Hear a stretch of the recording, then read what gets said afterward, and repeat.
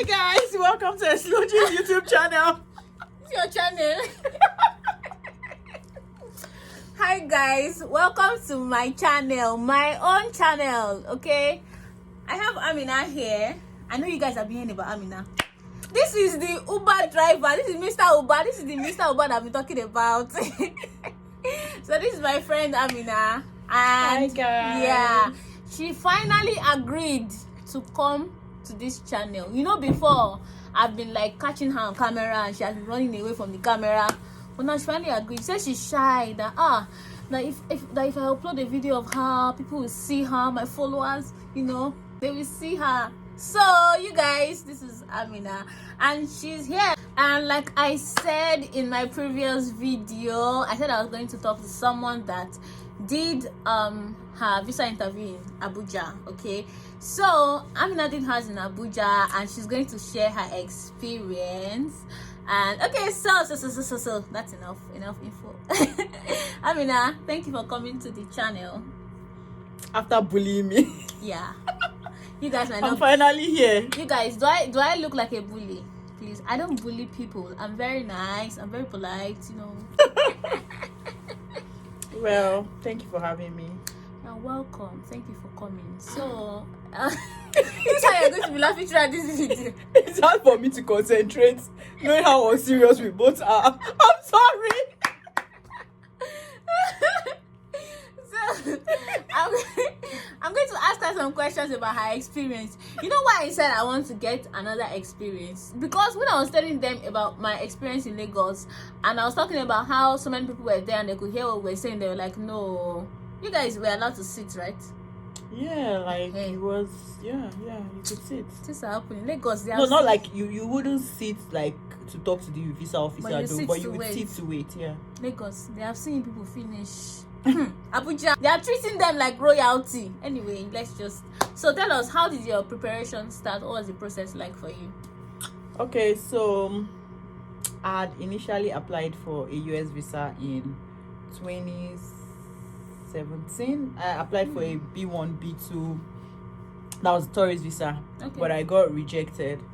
And to be honest, at that point when I applied for the I'm like, you're visa, taking up the whole space. Yes, I'm looking small here, like this. oh yeah, so what do you want me to do? I should come down. Yeah, like this. Let me see. It's my channel now. Okay, so let me come down. Okay.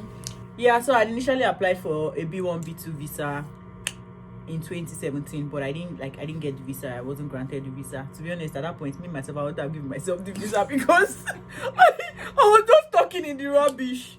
You know, I wasn't like I wasn't prepared anyways, but I really wanted to travel at that time Yeah. and all of that. So yeah, I didn't get the visa, so I was already conversant with like the embassy. Like I had gone to the embassy before, so I knew what I was going for. In fact, when I was going for my F1 visa, I wasn't going because I was expecting them to give me the visa. I was just going because, oh well, let me shall go and like get.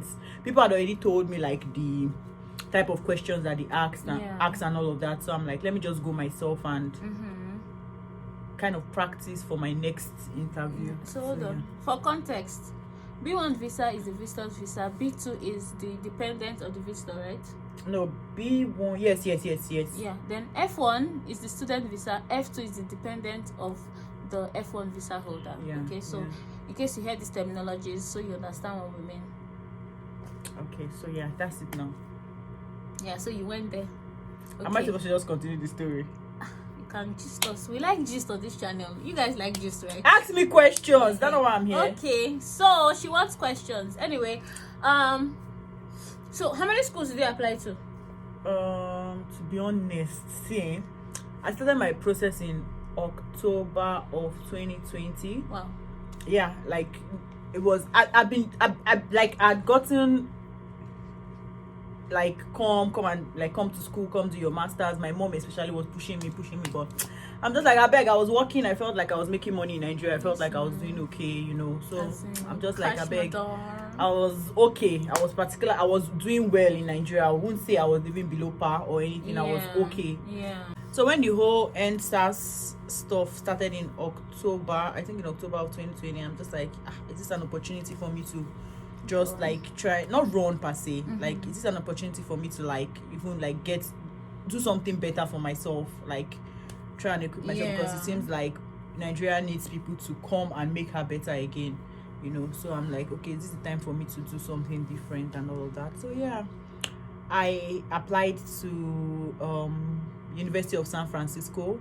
I got the admission. In fact, I was already processing everything. I already sent my bank statements for I-20 and everything. And then I can't remember what happened. My sister, I don't know how my sister got to know about UCM, and she just like, oh, UCM, do the application. To be honest, at that point, because of how exhausted I was with like the whole thing, I just wanted to travel. For me, it was like I just wanted to travel for a vacation and stuff and like come back to Nigeria. So I applied for UK visa, but I didn't get the visa. I don't know why, which was very upsetting to me, because I felt like all my documents were in place and everything, but I didn't get the UK visa. So I just got discouraged, and I'm like, this 2020 has gone again. No, I'm not going to do anything. After all, we spent the better part of the year locked down. So I'm like, I can't achieve anything this 2020 again. The year has gone. And then all of a sudden my sister comes with, oh, she knows, I don't know how she heard about UCM, to be honest. I really don't know. I can't remember. I think I'll have to ask her. And then she comes to UCM and she's like, oh, I need to write a statement of purpose. At that point I was already discouraged. In fact, I used to shout on my sister, like anytime she comes and she's like, oh, you need to do this, I'm like, I beg, I'm not doing, leave me, you know. But she was just like, she just kept pushing me. Meanwhile, shout out to my sister, I love you, thank you for pushing me so hard. I'm here today because of you and because of God. Thank you, I love you. Aww. Anyway, so my sister kept pushing me. So my sister kept pushing me, and she's like, oh, you need to like do this, and yeah, basically I got my statement of purpose, got my transcripts, and I applied, and voila, I got admitted to UCM. It was time to go for visa interview, and I'm like, I've not done this thing before. My sister was like, I should not worry. She went on Naira Land, got a lot of information. Almost, you know, everybody's talking about this. To be honest, Naira Land really helps a lot of people. It really helps. In fact, you know, I told you of my friend 2 weeks ago that got her visa. She's coming to UCM as well. She's like, she went on Naira Land. She told me that, Amina, I've been sleeping and waking up on Naira Land for the past 2 weeks, and guess what? I think I'm ready for my visa interview. And she went and she got her visa on her first trial. So yeah, Naira Land. My sister went on Naira Land. She met people, you know, so we got to know the kind of questions that they would ask and how we are meant to answer, and you know, all of that and everything. So I prepared and I went. First attempt, and in fact, when the guy was like, oh, it was really funny. Like, it was really funny. So yeah, so let me take you guys through the whole process of everything. I don't know if you like, when you're going for an F1 visa interview, like you have like documents you're meant to go with. I think you're going to go with your DS 160 confirmation page, your service fee, your passport, bank statement. If you're there are just so many documents you're meant to go with. If you can't, just carry your documents. Exactly. So maybe your birth certificate. Before you will hear, you not bring this one. Go back. Where I used to stay in Abuja is just like 3 minutes away from, or 5 minutes highest away from the embassy. So I was pretty early. I got there. So you know how all these boys in front of the embassies to chalu people now, like I can help you. Please, if you are going for F1 visa and you're watching this video, avoid those people. Do you know they even collect money for staples? Like, really? They're just going to make you, I feel like they're just going to make you destabilized, because they start to ask you of things that you probably don't need, or something you have, they call it another name. You know what they told me? They said I needed to staple my passport photograph to my DS 160. That's a lie. And I needed to pay for that. I think they said 500 naira to staple it. I was like, wait, I've read the instructions. I've been on Naira Land. I've seen people share their experiences. Like, I've gone online. Nobody said anything. I understand their hustle, but then but you don't have to they literally will ask you for a document that you have. But they will make it seem like you don't have it. They'll call it another name, and you get disoriented, and you be like, oh my god, I'm not sure if I brought this document. Or they'll say you didn't print it out correctly, exactly, like, really. Anyway, so I already like got the memo from them, like Naira Land, about how those guys behave. So I'm just like, I beg. So I just sat like in my car, like I didn't come out. I sat until it was time for my interview, and then when it was time, I went. Please, when you are going for F1 visa, if you can dress, please look your best. I like that you are saying Spray it. all the perfume in this world, that when you stand in front of the visa officer, they will know that somebody has come. They will respect it, because of course in this case now, like, dress how you want to be addressed really appears. Like, I was so confident the day I went for my visa interview. Like, I want to say I was the best dressed there. Permit me if I do say so myself. Say like, it, my friend. if I do say so myself. Like, just like look your best, dress well, be confident, like carry yourself with prestige. Visa interview is not a do or die. Like, it's really not. True. So yeah. So I got there. It was pretty straightforward. Like, it wasn't so crowded. That was like in December of 2019. Wow. So no, December of 2020, like, sorry. Crowded all year round in Lagos. Like, it wasn't really crowded. So you go in, they check your documents, you Yeah. pass the security. So apparently, for me, I had a little challenge that day. I think after my that interview day, I think the following week or maybe January, I heard someone else who went to the embassy without their old passports, and they asked them to leave. So apparently, I had a passport that had expired. Oh. Like, the passport that had expired had my travel history in it. But apparently, when I went to renew my passport, the immigration officer that helped me with renewing my passport misplaced the old one. Oh. So all I had of the old one was the data page, but I didn't have the like physical copy of the passports. Okay. So if you have 5 passports, you're meant to go with all Everything, of them. So I didn't know that. So when I got there, the security woman just let me pass though. And then for my travel history that was missing, I still had my visa and my tickets. So I went with my visa and my tickets. Extra proof of my travel history and all of that. So I got in. When you go in, you first go for what they call that thing, thumb printing. Yes. So the way it is in Abuja, there are like seats outside. So you sit and you go like row by row. Maybe I think four people enter at once. At the time when I went. So when they're interviewing you, only 4 people will be in the hall? Yes. Hey. No, when they're interviewing you, only 2 people will be in the hall. See, privacy. No, like I feel it was because of COVID. I don't know about now. I want to assume it was because of COVID. I don't know, but this was my own experience in December of 2020. How we went. Okay. Yeah, so basically it was my time, and when I got in were 2, myself and one other lady that had been seen from the beginning. Yeah, so there were 2 visa officers, a black guy and a white guy. So the black guy, I don't know, but that black guy was rejecting people, and then I just said, God, I beg. You see this black guy, I don't want to go to him. I beg. If there's anything you want to do for me, please, I don't want to go to this black guy. So because the black guy was rejecting people, he wasn't wasting time. When you come, he doesn't even ask you anything. Like, he's not even patient enough to listen to what you have to say. He doesn't waste time. But did these people realize that people spend lots of money? Like, that guy wasn't even listening to what anybody was saying, to be honest. So when he just comes, he just tells you, oh, okay. So the black guy was done with who he went to because he wasn't giving the person. So the person was wasting time and asking him why, blah, blah, blah, blah, blah. But he was done. Meanwhile, the white guy too was almost done with the person he gave the guy. So when they give you just collect your white paper and be going, and you don't even want to hear. You won't hear to say why. So that other guy. So I think the visa officer was already getting irritated about that other guy. So he just told him that he needs to go, that he needs to can reapply. So immediately the guy left. The lady before me went to the black guy, and I had to go to the white visa officer. So yeah, when I went there, I wasn't even really scared. I wasn't bothered. Like, when I went there, I was just like, very confident. Esther, for the first time in my life, I felt like I'm a very shy person, but you see that day I was overconfident. They worried me.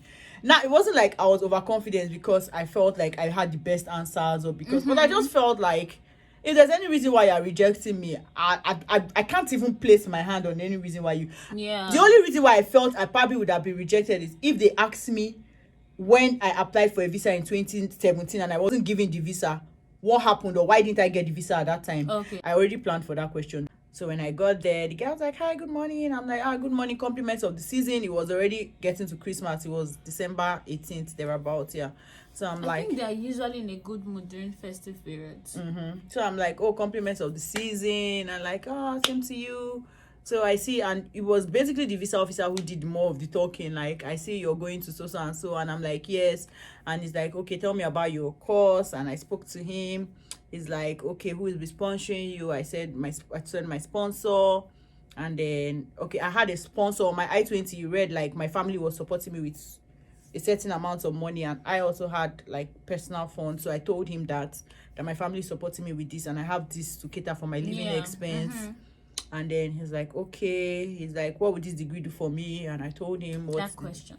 He was like, what would this degree do for me? I'm like, okay. He was like, okay, you have refused the visa in 2017. What happened? And I'm like, oh, I really just wanted to go. I had a long year. I think I applied for that visa in 2017 for Christmas as well. So I'm like, I had a long year and I really just wanted to go on a vacation. And then I think, obviously, from my travel history, he could see that, because that year when I was rejected the visa in 2017, a friend of mine was like, oh, you need to travel so it doesn't spoil your record. Like, if you really said you were going for a vacation and U.S.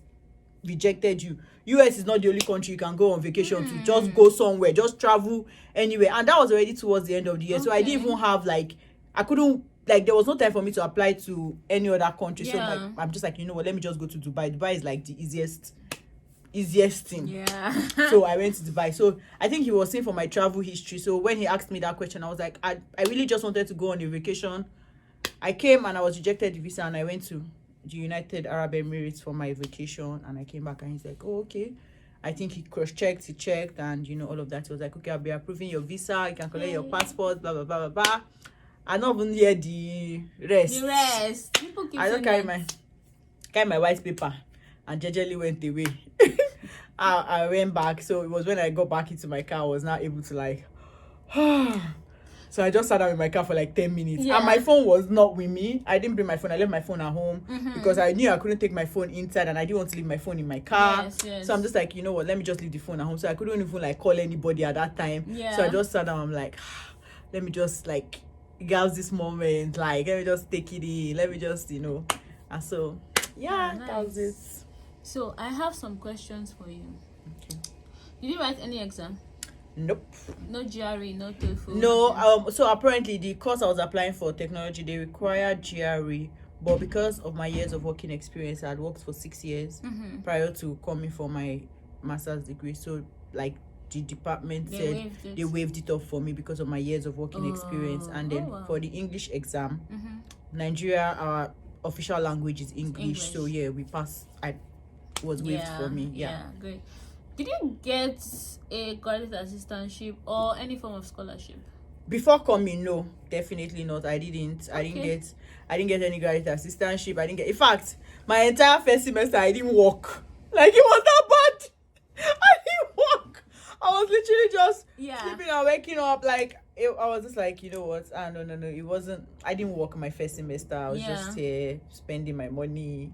Yeah, it happens. So sometimes when you arrive, you might not find the job immediately. So I said it in one of my videos. Don't expect that once you arrive, you start working and, you know. Yeah, it's really not like that. Sometimes sometimes it's right to just, like, be realistic with some certain things. To be honest, because people will tell you, oh, when you come, you start working, you start making this, you start making that. Yes, you would make this, you would make that. Yes, and then for some, yes, they come and they get jobs in like a week or two. Yes. But then, one thing I always say, and like, I think I'm even on one group on WhatsApp. That group, like, helped me while I was preparing for my visa, and I never left the group. So people that have gotten visas are still on the group, and they still, like, try to give advice. So the advice that a lot of people give, and I always give on the group, is that when you're coming to, in fact, when you're leaving your home country and going anywhere else, if there's anything I feel like you need the most, is money.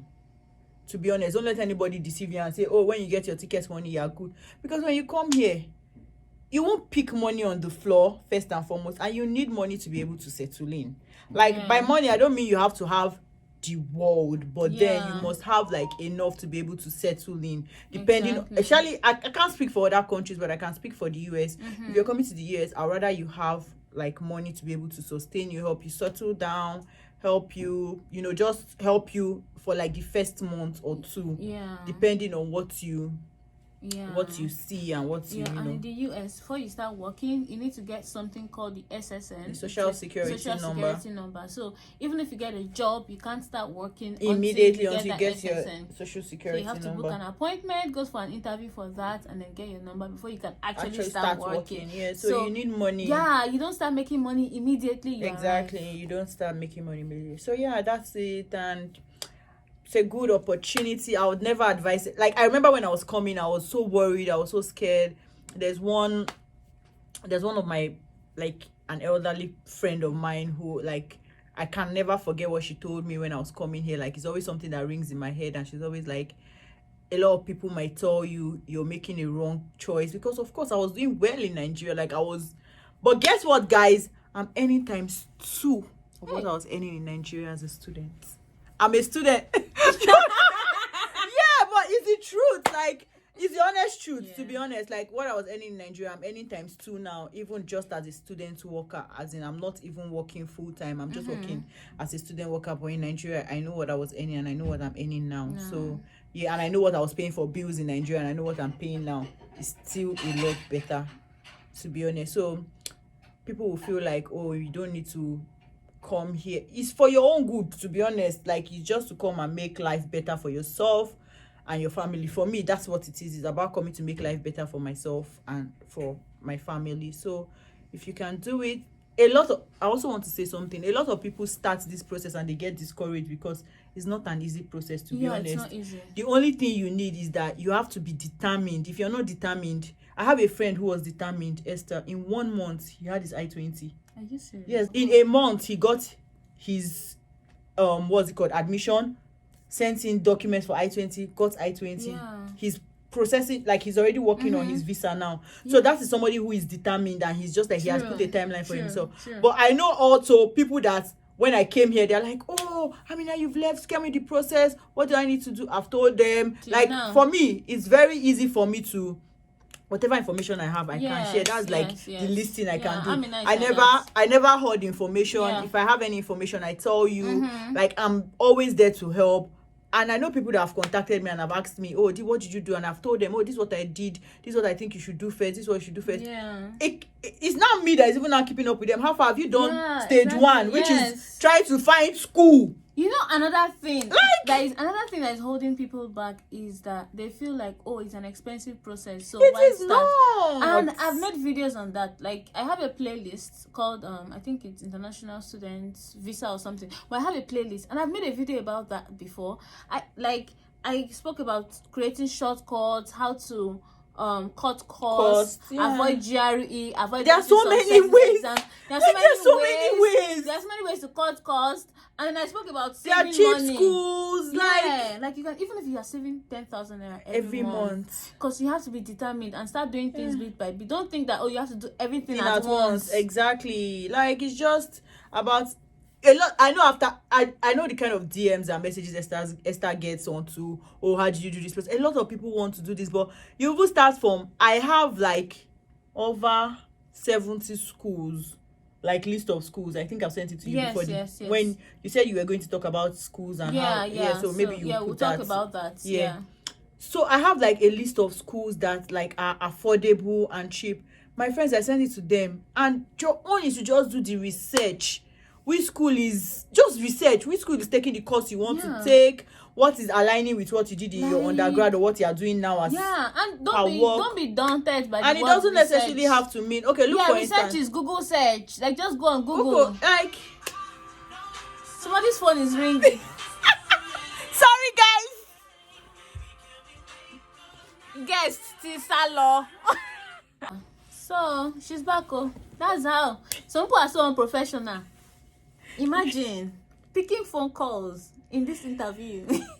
Anyway, so where did I stop? So I was saying, talking about that, the process. Like, you have to like be able to do your research, find out the schools that you feel like are affordable for you, the course you want. And then I also want to say something. Most people feel like, oh, you have to come and do a master's degree in what you did in your undergrad. Like, it has to correlate. So apparently, let me I'm someone, and I know you had Noye here too. Noye too has her undergrad in chemical engineering, and now she's doing management. Yeah. So apparently, I had my own undergrad in physics with electronics, but now I'm doing management, and that's because like, you know how Nigeria is. After studying physics for 5 years, no job.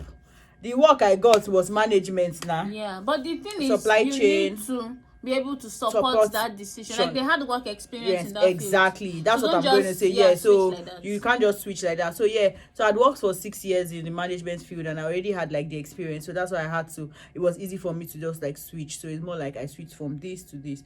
So it doesn't necessarily have to mean if you have like a background. I know in Nigeria there are a lot of microbiologists that are working in the bank. Yes, now. So now, as a microbiologist, and you want to come and do MBA here, it doesn't, like, it's okay as far as you have the experience. Yes. So basically, that's it. Yeah. Thank you, Professor Amina. Thank you for educating my subscribers. Yeah. Guys, so I asked all those questions because those are some of the things that might be holding you back, like GRE exam, or you have to get a scholarship first and all that. Those might be holding you back. In some cases, yes, you get the scholarship before coming, but in some schools they actually want you to spend like at least 1 semester here before you get a scholarship. You understand? So it's different in different schools. So don't allow that one stop you, and don't allow an initial what's it called, rejection stop you from applying again. Okay, so we've discussed the Abuja experience, we've also discussed the Lagos experience, and next week I'll be having an undergraduate student share her experience. Okay, so Amina is also a graduate student. Noye from last week is a graduate student as well. So we're going to talk about the undergraduate student experience. I know I don't talk much about the undergraduate process because I did my undergrad in Nigeria. So honestly, I do not know a lot about the undergraduate study here. But I'll have someone come talk to you guys about that next week. And also, I still remember I'm going to make that video on affordable schools for graduate students and undergraduate students. Okay, thank you so much, Amina, for coming. We'll probably see you in another video because now that she has broken out of the shyness, you will see more of Amina. No. All right, bye guys. Thank you. Don't forget to subscribe and share and like. Okay, goodbye, and keep being the good subscribers that you are. Bye.